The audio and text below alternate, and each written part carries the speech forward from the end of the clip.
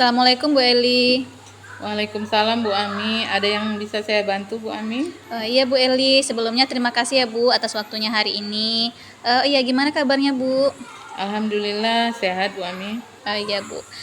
Jadi gini Bu, saya calon guru penggerak angkatan 11 Kota Langsa, ada tugas untuk melakukan wawancara dengan kepala sekolah terkait pengambilan keputusan yang selama ini dijalankan oleh Ibu sebagai pimpinan. Jadi nanti mungkin ada beberapa pertanyaan yang saya sampaikan kepada Ibu, gitu Bu. Baik Bu Ami, insya Allah Eh, saya akan menjawab semampu saya tentang pertanyaan Bu Ami. Ya, baik ya Bu ya, bisa kita mulai ya Bu ya. Baik Bu Ami. Nah, jadi Ibu selama ini Ibu sebagai kepala sekolah, bagaimana Ibu bisa dapat mengidentifikasi kasus-kasus yang merupakan delima etika atau bujukan moral, Bu? Selama ini ya, selama saya memimpin di sekolah ini, mungkin kita kan tidak terlepas dari banyak persoalan ya, banyak kasus. Cara mengidentifikasi saya yang sebelumnya yaitu kita lihat dulu kasus itu, kasus tersebut apakah dia termasuk dilema etika. Itu ada dua pilihan antara benar melawan dengan benar. Terus ataukah dia termasuk ke dalam bujukan moral, itu melawan benar melawan salah. Tentu kita harus memilih yang benarnya. Tetapi apabila di dalam kasus dilema etika itu mungkin agak sulit kita untuk memilihnya, karena antara benar melawan dengan benar, dua-duanya benar. Kita harus memang betul-betul dulu kita identifikasi masalah tersebut dulu, mana yang lebih penting, itu yang kita ambil. Oke, baik Bu. Berarti kita harus mempertimbangkan dulu ya Bu ya, mana yang benar lawan benar atau benar lawan salah ya Bu ya. Nah, untuk selanjutnya Bu, bagaimana Ibu menjalankan pengambilan keputusan di sekolah Ibu, terutama untuk kasus-kasus di mana ada dua kepentingan yang sama-sama benar atau sama-sama mengandung nilai kebajikan nih Bu, dua-duanya? Dalam pengambilan keputusan itu ya seperti yang tadi ya, kita harus melihat dulu kasusnya benar lawan benar. Di antara benar lawan benar itu memang di situ agak sulit kita dalam pengambilan keputusan. Langkah yang saya ambil ya, saya kadang tidak bisa kita biarpun sebagai kepala sekolah kita harus mengambil keputusan sendiri juga, kadang tidak bisa. Kita butuh bantuan atau dukungan dari orang lain. Kadang saya berkomunikasi atau kolaborasi dengan para dewan guru, mana keputusan itu yang memang yang paling penting yang untuk kita selesaikan di sekolah secara bersama-sama. Oke, baik Bu. Berarti Ibu selama ini tidak mengambil keputusan sendiri ya Bu ya, tapi berkomunikasi atau berkolaborasi dengan guru-guru juga ya Bu ya. Iya, baik Bu. Terus langkah-langkah apa nih Bu, atau prosedur seperti apa yang biasanya Ibu lakukan selama ini? Prosedur dalam pengambilan keputusan. Iya Bu. Ya itu tadi, yang pertama ya kita identifikasi dulu masalah tersebut. Kemudian kita harus melihat ini keputusan, pengambilan keputusan ini berpihak kepada anak atau anak tidak, maksudnya dalam kebutuhan untuk kepentingan anak, ataukah kita melihat nilai-nilai kebajikan yang terkandung di dalamnya itu apa. Seperti ada yang kasus yang saya alami, kita udah membuat keputusan ini, seperti pengambilan uang tabungan itu tidak boleh dilakukan diambil di awal semester, di akhir tahun. Tetapi karena mengingat nilai-nilai kebajikan tadi, dia kebutuhannya mendesak untuk pengobatan, berobat sakit. Di saat itu juga kita harus mempertimbangkan yang keputusan yang udah kita ambil tadi bisa kita rubah dengan melihat nilai-nilai kebajikan tadi, kebutuhan yang mendesak wali murid itu. Terkadang kita harus merubah keputusan kita. Mungkin itu Bu Ami. Oh iya, baik Ibu. Berarti Ibu harus pertama yang Ibu lakukan mengidentifikasi dulu ya Bu ya. Dan Ibu juga ada kasus juga di sekolah, bahwa ada yang sudah perjanjian di awal tabungan, tapi di tengah-tengah, di akhir kita nggak boleh ambil, udah sepakat dengan orang tua, ternyata di tengah-tengah ada orang tua yang meminta ambil karena kebutuhan mendesak gitu ya Bu ya. Berarti Ibu mempertimbangkan nilai-nilai kebajikannya juga di dalamnya ya Bu ya. Iya. Oke Bu. Terus hal-hal apa saja yang selama ini Ibu anggap efektif dalam mengambil keputusan pada kasus-kasus dilema etika tadi itu Bu, yang benar lawan benar tadi itu? Yang kasus dilema etika ya. Ya. Hal yang harus kita pertimbangkan ya yang terutama kita harus melihat tiga prinsip tersebut ya. Tiga prinsip dari pengambilan keputusan, yaitu berpihak kepada anak, terus yang mengandung nilai-nilai kebajikan yang universal, terus bertanggung jawab atas keputusan yang udah kita buat. Itu mungkin Bu Ami. Iya, berarti berlandaskan terhadap tiga prinsip pengambilan keputusan ya Bu ya. Baik Bu. Dalam pengambilan keputusan tadi Bu, yang dilema etika tadi, ada nggak yang Ibu rasakan atau ada tantangan nggak Bu dalam mengambil keputusan tadi? Tantangannya ya tentu ada ya, di saat yang seperti uang tabung tadi yang saya cerita tadi, itu kan maksudnya kita sudah komitmen nih, tidak boleh pengambilan uang tabungan di semester pertama. Itu uang tabungan harus di akhir semester sama-sama dibagikan anak-anak. Tetapi dengan mengingat tadi kebutuhan dari orang tua tersebut mendesak, kita juga harus mempertimbangkan nilai kebajikan tersebut, dan tantangannya itu sudah kita kasih untuk yang satu orang tuanya, nanti yang lain itu bakalan mengikut minta pengambilan lagi. Di situ mungkin menjadi tantangan bagi saya. Jadi komitmen yang udah di awal itu jadinya jadi enggak konsekuen jadinya, karena kita harus mempertimbangkan yang ini sakit, nanti ada lagi wali murid, yang ini kebutuhan anak sekolah ini. Itu mungkin tantangan bagi saya di sekolah dalam mengambil keputusan ya Bu Ami, dalam menghadapi para wali murid ini yang berbagai macam. Nanti udah kita kasih satu, yang lain pasti mengikut. Itu mungkin. Di situ juga kita harus memberi pengertian kepada wali murid. Mungkin kalau tidak mendesak sekali, kita lihat juga kebutuhannya. Kalau tidak mendesak sekali, mungkin kami bertahan pada komitmen awal itu, tidak memberikan uang tabungannya. Itu mungkin Bu Ami. Oh, baik Bu. Berarti benar-benar dilema dalam kasus tersebut ya Bu ya. Yeah, Bu. Tapi tentu tetap kita Ibu lihat tadi ya, apakah kebutuhannya itu mendesak apa enggaknya ya Bu ya. Nah, apakah ada jadwal tertentu Bu dalam sebuah penyelesaian kasus dilema etika, atau apakah Ibu langsung menyelesaikan di tempat atau memiliki sebuah jadwal lah untuk menyelesaikannya?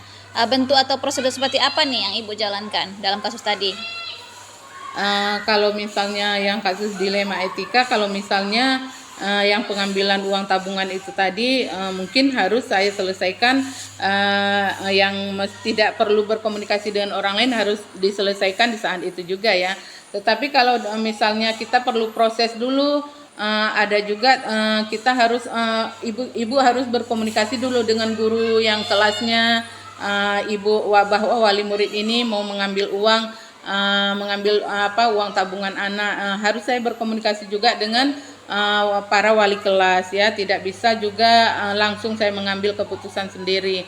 Di saat yang memang mendesak, urgent, memang harus kita, misalnya anak jatuh atau terluka atau apa, itu kan kita harus langsung ya pengambilan keputusan, kita harus bawa ke anak itu berobat ke rumah sakit. Tetapi di saat ada juga memang yang kasus-kasus kita yang tidak ada jadwalnya ya, tidak berjadwal, itu langsung kita selesaikan saat itu. Yang perlu jadwal itu memang ada, setiap kami setahun itu ada 2 kali, maksudnya nanti wali murid berkomunikasi dengan para guru atau kepala sekolah, itu ada setahun 2 kali. Oke, baik Bu. Berarti tergantung urgennya ya Bu ya. Iya, tergantung permasalahannya itu. Iya, baik Bu. Kemudian dalam mengambil keputusan tadi itu, apakah ada seseorang atau faktor-faktor apa nih yang selama ini mempermudah atau membantu Ibu dalam mengambil keputusan dalam kasus-kasus dilema etika itu Bu? Kalau yang membantu ya jelas ada ya Bu Ami ya. Kadang kan kita bingung ini, apalagi kasus dilema etika itu benar lawan benar ya.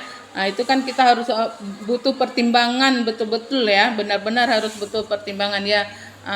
Yang membantu Ibu ya, kadang saya minta solusi dari wali murid, dari para wali kelas, dewan guru. Di situ kita maksudnya berkompromi kembali, tentang memang yang mana yang harus diutamakan dan melihat kebutuhannya itu seperti apa. Oke, baik Bu. Luar biasa sekali ya Bu ya. Berarti tergantung permasalahannya juga ya Bu ya. Kemudian dari semua hal yang telah Ibu sampaikan tadi, kira-kira pembelajaran apa nih yang dapat Ibu petik dari pengalaman Ibu dalam mengambil keputusan dilema etika itu Bu?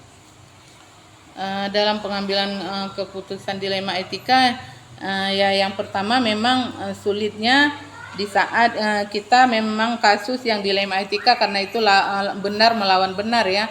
Memang kita harus memilih mana yang lebih penting dan memang itu sesuai dengan kebutuhan anak. Yang harus kita memegang 3 prinsip pengambilan keputusan tadi Bu Ami, sesuai dengan kebutuhan anak, mengandung nilai-nilai yang universal, nilai-nilai kebajikan universal, serta kita harus bertanggung jawab ya atas setiap keputusannya. Seperti yang tadi Ibu bilang, udah kita buat keputusan bersama di awal tahun dalam pengambilan uang tabungan, ternyata di tengah perjalanan ada yang harus memang keputusan itu harus kita rubah karena mengingat dari nilai-nilai kebajikan yang harus kita apakan di sini ya Bu Ami ya. Harus kita kembangkan. Wah, luar biasa sekali ya Bu ya. Terima kasih ya Bu atas wawancara kita hari ini. Terima kasih Ibu sudah meluangkan waktu Ibu. Mungkin itu saja Bu untuk hari ini. Terima kasih banyak Bu. Ya, terima kasih kembali Bu Ami. Semoga sukses Bu Ami dalam mengikuti kegiatan calon guru penggerak angkatan 10 ya. 11 ya. Di tahun ini ya Bu Ami. Sukses Bu Ami. Ya baik Bu, terima kasih Bu. Assalamualaikum warahmatullahi wabarakatuh. Waalaikumsalam warahmatullahi wabarakatuh.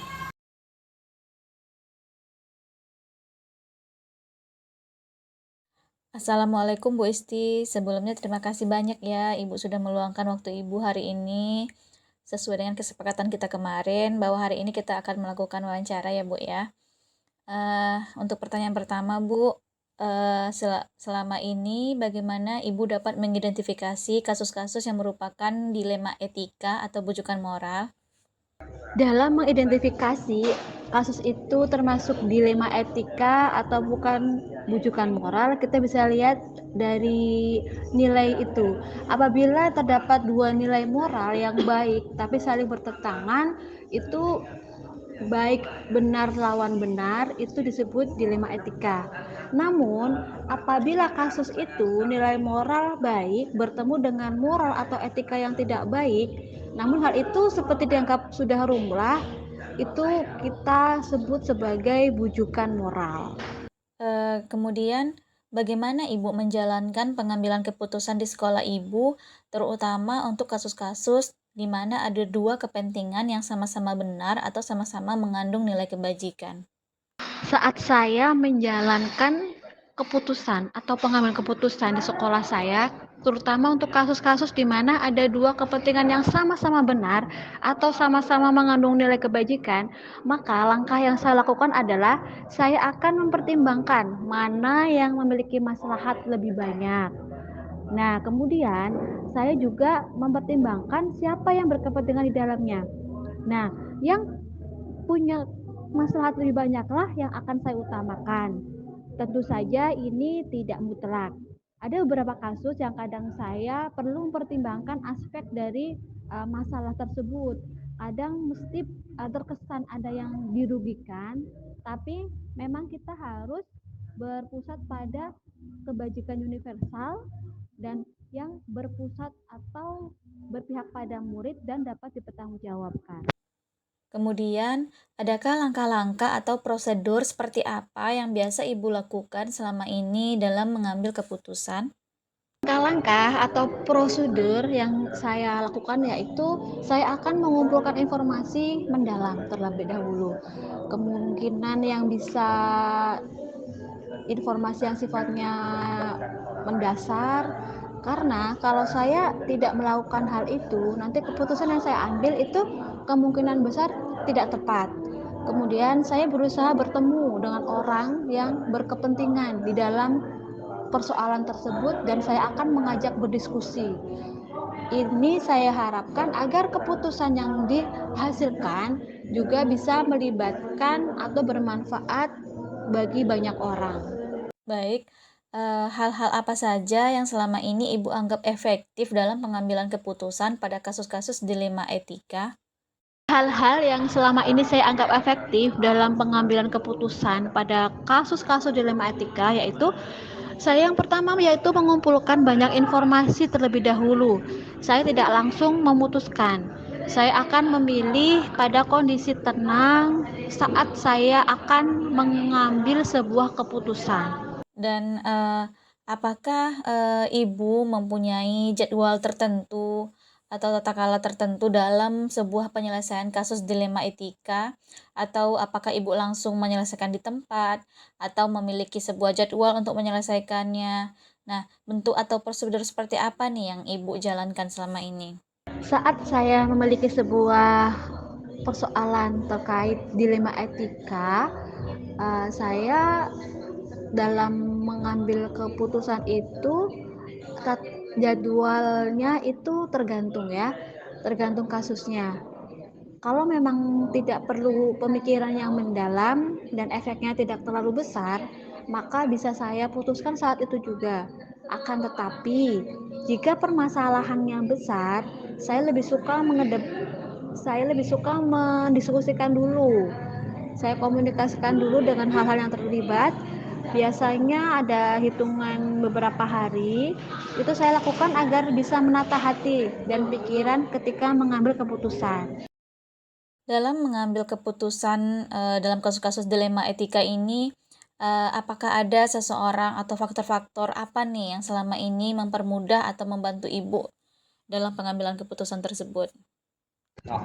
Faktor-faktor yang selama ini mempermudah atau membantu saya dalam mengambil keputusan dalam kasus-kasus dilema etika, yang pertama adalah pengalaman. Beberapa kasus yang terjadi itu seperti bentuk pengulangan pada kasus sebelumnya, sehingga saya tinggal membuka kembali yang sudah pernah saya alami, yang bisa dibilang menjadi sesuatu yang sudah terbiasa, bisa karena terbiasa. Baik Bu, dari semua hal yang telah Ibu sampaikan tadi, pembelajaran apa yang dapat Ibu petik dari pengalaman Ibu mengambil keputusan dilema etika? Dari semua hal yang telah disampaikan, pembelajaran yang dapat saya petik dari pengalaman saya mengambil keputusan dilema etika yaitu, pertama, kita tidak akan bisa membuat keputusan yang memuaskan semua pihak. Ada salah satu pihak yang dirugikan. Mau sebijak apapun keputusan yang kita ambil, tetap ada pihak yang akan merasa dirugikan. Kedua, sebagai pemimpin atau kepala sekolah, kita harus berani memutuskan demi kebaikan bersama, walaupun ada salah satu pihak yang dirugikan. Kemudian, seiring dengan banyaknya kasus yang sudah kita selesaikan, membuat kita memiliki lebih banyak pengalaman dan juga sudut pandang. Jadi, ketika ada masalah, kita juga mampu melihat semua itu dari sudut pandang orang lain. Baik Bu, luar biasa sekali hari ini. Terima kasih Bu sudah membantu saya untuk wawancara hari ini. Saya pamit. Saya ucapkan terima kasih. Assalamualaikum warahmatullahi wabarakatuh.